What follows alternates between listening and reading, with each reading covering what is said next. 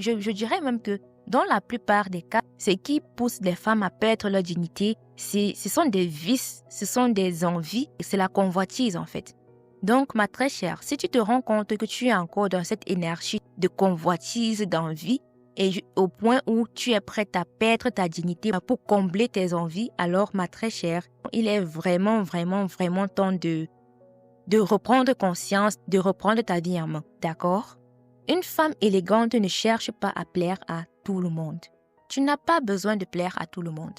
Lorsque tu es à l'aise avec toi, avec la personne que tu es réellement au fond de toi, et que cela te permet d'avancer dans la paix, dans l'amour, sans toutefois piétiner les autres personnes autour de toi, alors fonce, avance. Peu importe ce que certaines personnes pensent de toi, rassure-toi que si toi d'abord tu es en paix avec la personne que tu es, il y a des personnes autour de toi qui t'aimeront tel que tu es en fait. Et le reste de personnes, tu n'as qu'à les ignorer tout simplement.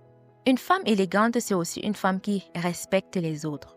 Elle respecte les autres et laisse les autres s'exprimer et avance sans écraser les autres, mais en inspirant les autres. Alors, ma très chère, deviens la meilleure version de toi et inspire les autres autour de toi. L'élégance, c'est aussi être fidèle à soi-même.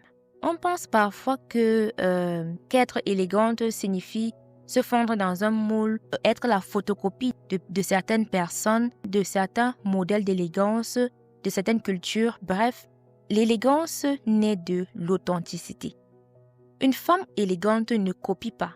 Bien sûr, elle s'inspire, mais elle crée sa propre version de la féminité. Elle sait ce qui lui correspond en fait et elle crée son propre style.